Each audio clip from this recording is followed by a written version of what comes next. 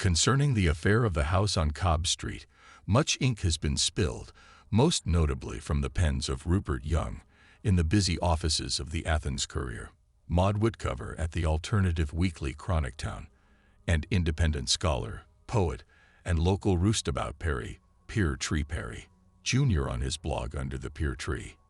Indeed, the ink, or in the case of Perry, the electrons, and those from whose pens, or keyboards, it spilled, are all that remain today of the incidents that came to be known locally and colloquially as the Cobb Street Horror.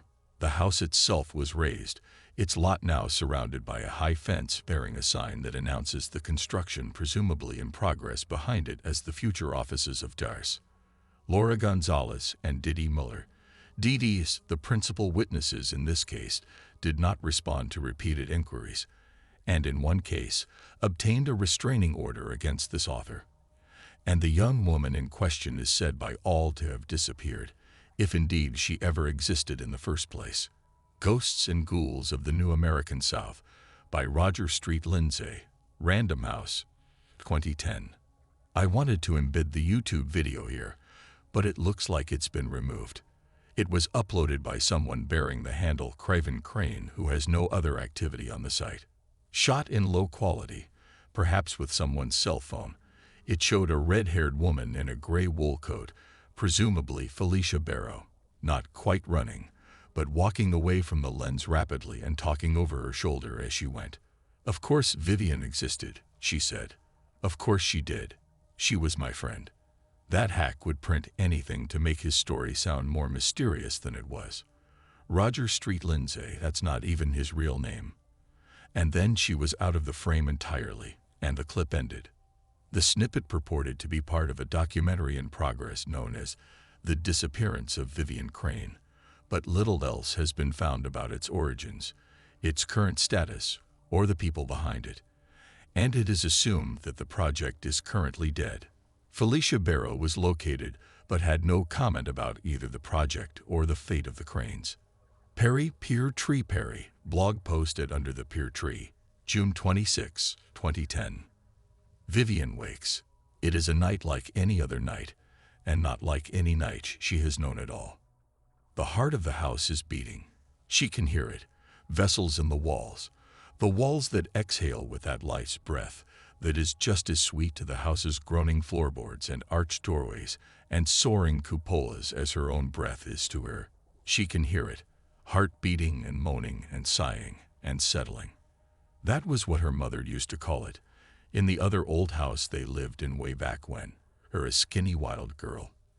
And maybe settling was the right word for what that old house did, that old house that was never alive, never had a pulse and a mind, and most of all, a desire, but settling was the least of what this old house did. Vivian knows that if she doesn't know anything else at all. This old house is not settling for anything. This old house is maybe waiting, and possibly thinking, and could be sleeping even, but never settling. This house is getting ready for something. She can feel that like she can feel the other things. She has watched cats before, how they crouch to pounce, their muscles taut, rippling under the skin, it said, and she thinks it now about the house. Even though it's a cliché, phrases become clichés because they're true. She tells her students, this house is doing it, tense and expectant, counting time, ticking off years and months and weeks and days and hours and minutes and seconds and fragments of seconds and fragments of fragments, and soon time itself degrades, disintegrates, and dies. And then the alarm is screaming, and Vivian wakes for real. Waking for real had become an important benchmark, and sometimes it took as many as several hours for her to be certain she had done so. She would be standing up in front of a class of freshmen who exuded boredom and eagerness in equal parts, talking about narrative point of view in A Rose for Emily. And the knowledge would grip her. I am here. This is real. I am awake. And then she would drift, like one of the sunlight motes in the bright windows, and the class would wait. Their professor was weird. A lot of professors were weird. I'm still wasted from last night. Can I borrow your ID? Did you hear? Did you? Did you? and the dull cacophony of their voices, familiar and banal, would bring her back, but past that point, she could never bring them back, and often as not had to dismiss the class to save herself the humiliation of trying and failing to re-engage them. That the house was haunted was a given. To recite the reasons she had known this to be the case from the moment she crossed the threshold was almost an exercise in tedium.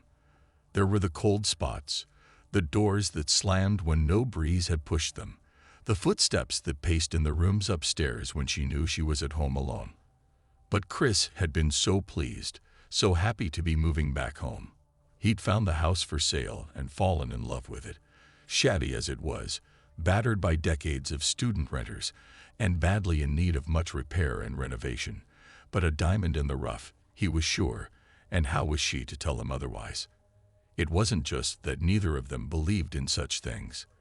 That was the least of it. But to suggest that the house was less than perfect in any way was to reject it, and by extension him. Chris, as it turned out, had noticed those things as well. Authorities have ruled the death of 38-year-old Christopher Crane a suicide, resulting from a single gunshot wound to the head. Crane shot himself at approximately 2 a.m. on Thursday, July 22, in the backyard of the house on Cobb Street in West Athens that he shared with his wife, Vivian Crane. According to Chief Deputy Coroner Wayne Evans, investigators discovered a note of mostly incomprehensible gibberish that is believed to be Crane's suicide note. Crane was born and raised in Athens and had recently returned to Georgia after 17 years in the Seattle area. Crane death ruled suicide. By Rupert Young, Athens Courier, July 29, 2008. When you watched those movies or read those books, the Amityville Horror had been her particular childhood go-to scarefest. What you always asked yourself, of course, was why don't they leave? Why would anyone stay in places where terrifying apparitions leaped out at you, where walls dripped blood, where no one slept any longer and the rational world slowly receded and the unthinkable became real? Countless storytellers worked themselves into contortions and employed ludicrous plot contrivances to keep their protagonists captive, and yet the answer, Vivian learned, was so much simpler. You stayed because you gave up. You succumbed to a kind of learned helplessness that convinced you that the veil between worlds had been pulled back and you could not escape. Wherever you went, you would always be haunted. You entered into an abusive relationship with a haunted house. And of course, there was also Chris to be considered. If the house did, in fact, capture the spirits of the souls who died there, shouldn't she stick around to keep him company, in case he wanted to contact her, in case he needed her for something? But Chris had remained strangely silent on the subject. He either couldn't or wouldn't talk to her. She found herself growing angry at his reticence, angrier even than she'd been at him in life, when the house and its ghosts first began to come between them, as he was pronouncing her anxiety within its walls neurotic and crazy, not yet knowing all the while those same ghosts had their ectoplasmic fingers deep inside him, in his brain and his heart, twisting them into something she no longer knew. He was soundproofing one of the downstairs rooms so he could record music there, and then he wasn't. He stopped doing much of anything at all. She later realized, save for going to work, network administering something or other, but even there, well, nobody was going to tell a suicide's widow that her dead spouse would have been fired in short order, had he not offed himself before that eventuality could come to pass. But she wasn't a professor of literature for nothing. Subtext was her specialty.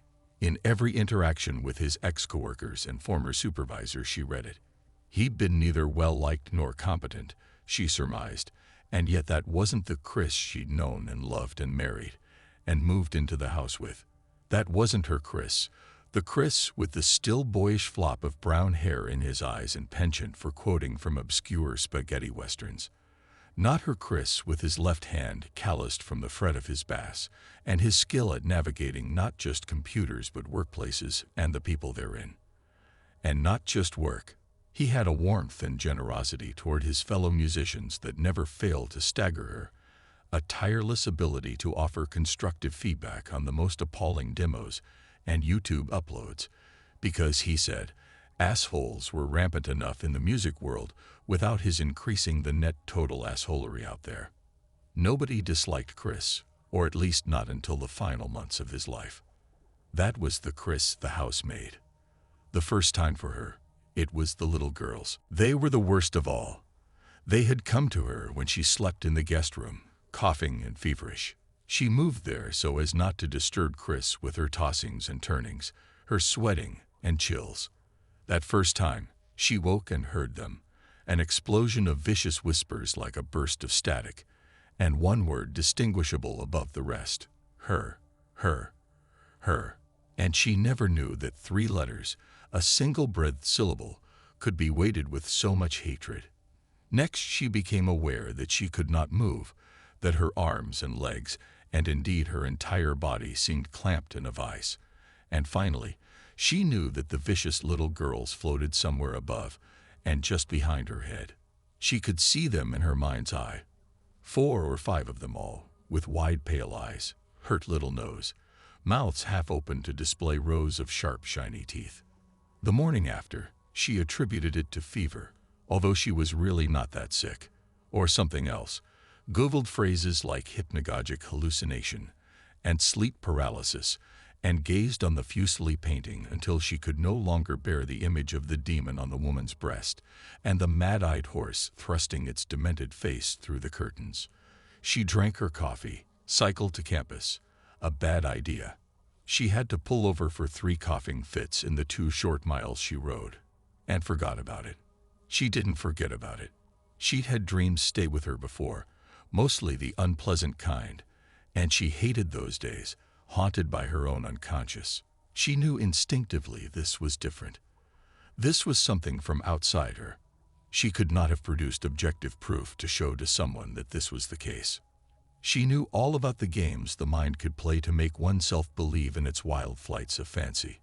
And she knew in the depths of her soul, in which she did not believe, any more than she believed in ghosts or haunting, that the kind of words she'd Googled, and the daylight world with its prosaic explanations, and even the most unwholesome depths of her own brain, had nothing to do with the things that had stolen into her room that night and despised her with such vehemence. She had always thought of hate as a human emotion, a uniquely human frailty, a condition from which we might have to evolve in order to survive. Never before had she considered the possibility that hate was the most essential thing there was, that the universe was an engine driven by hate, animals savaging one another, atoms smashing together, planets and worlds dying in explosions of rock and fire, and to have so much of that directed at her. She sat stunned in her office at Park Hall, her eyes fixed on the fake wood grain of her desk. Someone knocking and knocking at her door, and she knew it was a student because he'd scheduled an appointment with her, and yet she could not answer it. She could not move. She could only sit paralyzed by her newfound knowledge, and at last the knocking ceased and went away, and she wished she could too. The existence of Christopher Crane has never been in question. The roots of the Crane family run deep in the soil of Clark County, and though Crane himself was away for many years, he was fondly remembered as one of the founding members of the indie/alt country group, the Gaslight Hooligans, who went on to moderate mainstream success following his departure. At least, this is how I remember Chris Crane, as do a number of people I know, but others insist on a different narrative. That Chris Crane never left town, that the Gaslight Hooligans broke up more than a decade ago after playing a few house parties and 1 or 2 dates in local clubs, to indifferent reception, same as hundreds of other bands that spring up here each year and are soon forgotten. Sources online and off are mixed in their reportage, but one thing is certain, that at least 2 and possibly more conflicting versions of the life of Chris Crane are out there. This introduces a disconcerting possibility, that we are all, now, existing in a dubiously real and unstable present, one in which Vivian Crane was and was not, and the house on Cobb Street at the heart of it all. Perry, Pear Tree Perry. Google cache of a blog post made it under the pear tree, July 9, 2010. Not available on the blog itself. It is 6 months since she lost Chris. Her best friend Felicity has come from Seattle to visit her, has been staying in the house with her and urging her to get out. She doesn't need to do anything big, Felicity says, but she needs to do something besides go between home and campus. This awful home, Felicity doesn't say, this terrible place that took Chris and is taking you. But Felicity knows. But she's hiding something from Felicity, and she's increasingly sure Chris was hiding the same thing from her in his last days. It's something that happened just before Felicity arrived, and afterwards she tried to make Felicity postpone her visit forever, but Felicity was having none of that. Felicity thinks Chris's suicide has opened the gulf between them, best friends from the age of 5 gone suddenly quiet and awkward in one another's presence. Felicity has no idea that the gulf is so much greater than that. Vivian does not know whether to be overjoyed or horrified that she now bears physical proof that she isn't mad. A week before Felicity's visit, she is sleeping in the bed she and Chris shared. She has woken paralyzed once again, and something is screaming in the walls. This is not so bad. At least it's in the walls, and not in the room with her. She lies there and thinks about the yellow wallpaper, a story she has taught to countless freshmen, and the poor insane narrator following the twisty patterns, and the women creeping beneath them. Thinking of these creeping women serves, oddly, to calm her as the screamer eventually winds down, perhaps because she is able to make them into academic abstractions and symbols while the suffering of the screaming woman in the walls is so very real. But it is not long before she senses a presence beside her, in the very bed next to her, and this is so terrible that she starts to shake all over in spite of the paralysis. If it were Chris, she would be sobbing with joy, but it is not Chris. It is something else. She cannot tell if it is male or female, or neither or both. The something else takes her hand, weaves its awful fingers through hers in that intimate fashion, and she realizes that before now she has never known what cold truly means. From the palm of her hand the cold blooms into her wrist, up her arm, and then throughout her body, and she thinks this is my death, and knows they will find her some hours or days later and pronounce it natural causes, without knowing there is nothing in the world so unnatural as the thing that has hold of her in the bed at that moment. And then it's gone.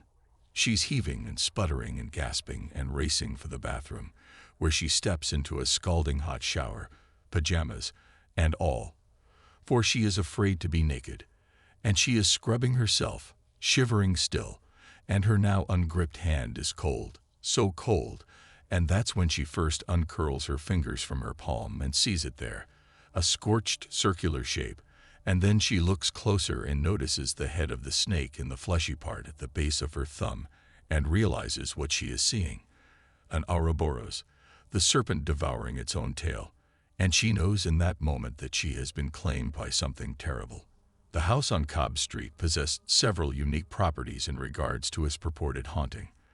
There appeared to be no originating event, no horrific murders, no ghastly past prior to its possession of the Crane couple, and after reviewing the evidence, I believe this is indeed the best description of the effect the house had on Christopher and Vivian Crane. Locals remember no unsavory legends attached to the house. For roughly 3 decades prior to its purchase by the Cranes, it was simply another decaying student residence. The house was previously owned by 2 sisters who spent their entire lives there. Its Wisconsin-based owner, a great-niece who died shortly after the Cranes purchased it, left its management to the local bank's realty, who say no unusual problems were ever encountered beyond the usual wear and tear. Yet few of its residents from the years immediately prior to the Crane purchase could be tracked down. Of those who reported any paranormal experiences at all, each attributed it to the ingestion of psilocybin mushrooms or LSD. All 3 were located as inpatients at separate mental health facilities. None had been roommates with or were aware of the others, nor had any of them discussed their experiences with anyone else, but all date the onset of their initial mental illness as subsequent to their residence at the house on Cobb Street. Each claimed to have once borne a circular tattoo on the palm of their left hand, visible now only in the faintest outline of one of the 3, that of the snake Ouroboros. the symbol for infinity. It appears to have been a symbol with which Vivian Crane was obsessed as well, since, following her disappearance, numerous versions of it were said to have been found scratched on the walls throughout her house. This evidence, combined with the temporal shifts reported by Ms. Crane and all three of the former residents interviewed, originally led this author to theorize that this particular haunting is an occurrence on the order of freak weather events, such as rains of frogs, sudden tornadoes, and so on.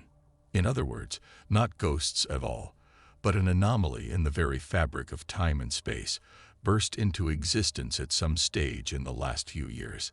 And the Ouroboros symbols suggest some sort of intelligence lurking behind this anomaly, something perhaps even more fearsome than the ghosts that populate the rest of this volume. Ghosts and Ghouls of the New American South by Roger Street Lindsay, Random House, 2010.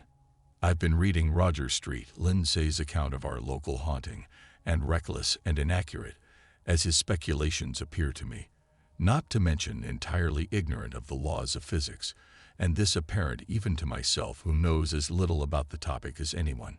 His method is not entirely one of madness. His history of the house is more or less corroborated, although his theories do border on the ludicrous. By the way, an alert reader recently forwarded to me the details, available only with a pro-level subscription, of an IMDb page regarding the documentary The Disappearance of Vivian Crane. Currently Vincent Llewellyn, who made his name with the Poltergeist Rising series of fictional found-footage horror movies, is attached to the project. Apparently, however, production on the Crane documentary was halted due to legal concerns. Perry Pear Tree Perry, blog posted under the Pear Tree, August 12, 2010. Vivian wakes. It is not a night like any other night. At first, she cannot be certain why this is the case, and then she realizes it's because of the silence.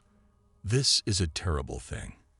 Like the silence of children up to no good, except this silence is sinister, not mischievous. She reaches to touch Chris, and of course he is not beside her. She does this almost every night, but this time it reminds her of that other night, the last night. She had not been immediately concerned. Why should she have been? Even though it wasn't like him to be up in the middle of the night. But then Chris had not seemed much like himself for some time. That night, she reached for the lamp, and in the little pool of light she found her robe. She peeked into the guest room, and at the sofa, and Chris was nowhere. She went through the house looking for him, still not concerned, because none of it seemed real, although she was certain it was not a dream. Back up the stairs and down them again. It was here she began to call his name. Here she started to get really worried. She wanted to be angry, because angry was better than worried. And she thought that she would be angry later, after finding him, angry at him for frightening her and happy for the chance to be angry, because it would mean nothing was really wrong. Later the questions would come, disbelieving. How could she have slept through the shotgun blast? Had she been drinking? Did she take drugs? Sleeping pills? Did she and Chris have a fight beforehand? They needn't have blamed her. She blamed herself. How could you not have known? How could you not have done something? How could you? How could you? She had not been the one who found him propped against the back fence, his head ruined. A neighbor phoned the police shortly after it happened, reporting a gunshot. But this could not be possible, for she walked up and down the stairs and from room to room for hours, searching for him, long before she stumbled into a backyard awash in spinning lights and the sound of police radios and a cacophony of panic. Some nights, the best nights, the police never arrived. On those nights she searched until she, Vivian Crane née Collins, born Vancouver, Washington, June 10, 1971, raised in Seattle, the shy bookish only child of a single mother, father present only following occasional bursts of paternal guilt, ceased to exist, or became a ghost, if that was indeed how one did become a ghost.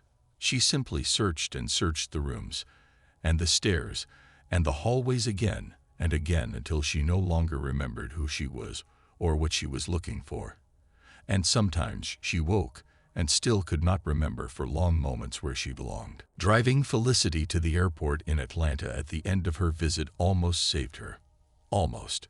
She remembered the hard and beautiful reality of Interstate 285, with its multiple lanes of frantic traffic, the billboards and the chain restaurants, and the warehouses, and the mundanity of it all. At Hartsfield, the busiest airport in the world, she stood in line at the check-in counter with Felicity and thought about sleek planes bearing her away to someplace, any other place, a place that was safe and far away. And then she saw Felicity through the security gate. Afterward, she sat in the atrium in the main terminal for a while and chewed on a pesto chicken panini from the Atlanta Bread Company and thought about what to do next. In the end, it was all too overwhelming. Where would I go? How would I explain to people what would happen to me, my job, my life, my belongings? I don't know any other way. And she got in her car, and she drove back home again. Chris's death had branded her as much as the Ouroboros symbol ever would. So now she wakes to the silence of infinity. She has a singular thought, to leave the house, and it is so strong she wonders that she has not thought it before. She has been sleeping in a t-shirt and a pair of yoga pants. She used to take yoga, long ago, when she also used to be a real person. To change, to even find her shoes would delay her disastrously, and her feet hit the floor with a thump, and she is running down the stairs. She half expects the corridor to stretch out forever before her like a horror movie or a dream, but the corridor is normal, and the door springs open to her touch, and outside the stars are reeling, and she gasps lungfuls of air that are not house air, and she is free. It is so easy, she need only not go back inside again. She doesn't have her keys, no time. So she cannot take the car, but she can run now, up the street. She can run forever if she has to, because even the simple act of breathing and running is an act of living and not one of extinction. But here is nothing but silence. A dead, dark street, familiar houses blank and empty, no sound of traffic from the busy street a block away. No dogs barking, no sirens, nothing. She will run back into the house and reset it. This time it will work. Back inside the house. Deep breaths on the house side of the front door, and how has she not noticed the corrupted air, the choking rot and decay? Again she opens the door. Again she steps outside. Again and again and again and again. And she never imagined eternity like this, isolated even from her fellow ghosts, an infinity of repeating the same futile action again and again until time itself does die. It is Athens's very own urban legend, one of short duration and dubious provenance, a tale of a woman who disappeared not only from her own life, but from the lives of all of us. There is no record of her employment as an adjunct instructor at the university, though a few former students claim to recall taking her class. Chris Crane lived and died alone in the house on Cobb Street, although many insist this was not the case. Some say his wife stayed there after his death, the wife in whom no one can quite believe or disbelieve in any longer. Some say it was she who was haunted, not the house, and she brought the haunting to all of us. Some say memory is forever shifting, never reliable. We take it on faith that we have lived all the days of our lives up to this moment. But the handful of students who claim to remember Vivian Crane all produced the same account of the last day. She turned up to class. She was going on and on about a snake eating itself, about time turning itself inside out, and what would happen if you got caught in something like that. And where would something like that come from? God, or another human being, or just a natural force in the universe.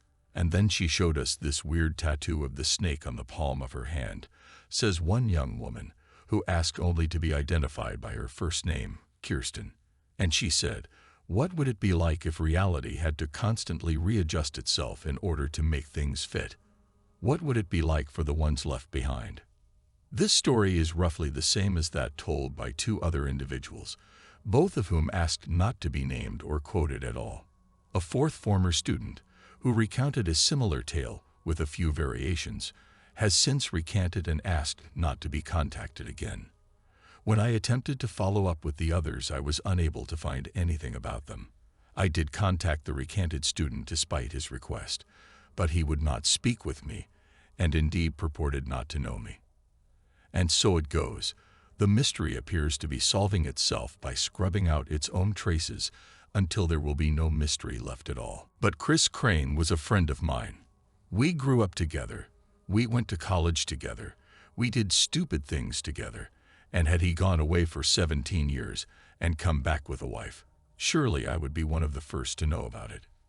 The Crane Enigma, Maud Whitcover, Chronic Town, week of July 24, July 30, 2009.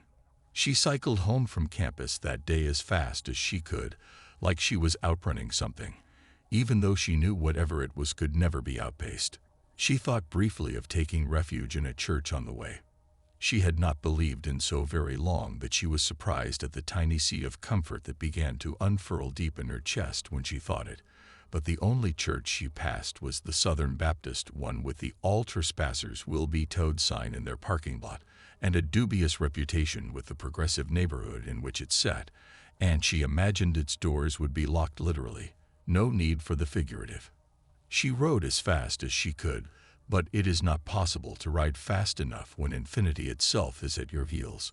A small assortment of reporters and curiosity seekers were on hand today for the planned demolition of the house at the center of what has come to be known as the Cobb Street Horror. The house had in recent months, following the disappearance of Vivian Crane, become a major nuisance for law enforcement and neighbors, as several self-styled urban explorers broke in to photograph the bizarre signs and symbols purportedly left on the walls by Ms. Crane, and a series of mounting disturbances were reported in the vicinity. Said disturbances included the sound of a woman screaming day and night, the sight of several little girls running from the front of the house, and a figure whom no witness could adequately or consistently describe in terms of sex, age, or appearance crawling about the perimeter of the house. Although the urban explorers spoke of signs and glyphs, and drawings of the now famous Ouroboros throughout the house, none of them ever produced any identifiable photograph from inside. A number of photography methods were experimented with, from top-of-the-line digital technology to old 35mm film, and even a Polaroid at one stage. But neither the least nor the most sophisticated technologies produced any images, save for one. One resourceful young woman went so far as to construct a pinhole camera out of a cardboard box, and with that captured a single image. In a low right-hand corner near the front door, written in very small letters with a ballpoint pen, as the woman described it, were the words, "This house erases people." Paranormal investigators assert that the existence of this photograph supports the idea that Vivian Crane herself was trying urgently to convey something important to those who read it. If so, however, it was that one time only, for while others who entered the house reported seeing the graffiti, no one else was able to reproduce the pinhole camera's photograph, not even the photographer herself. The demolition of the house on Cobb Street commenced without incident. In fact, it was so routine that bystanders quickly lost interest and dispersed. Perry, Pear Tree Perry, blog post at Under the Pear Tree, October 19, 2010. The heart of the house is lost. The heart of the house is beating. The heart of the house is bleeding. The heart of the house is breaking. The heart of the house is longing, mourning, searching, willing itself back into being, circles within circles, time turned inside out. The heart of the house, like all of us, is mad and lonely and betrayed. No unusual activity has been detected along Cobb Street since the house was razed and the dental offices built. The dentists at the site report a thriving practice.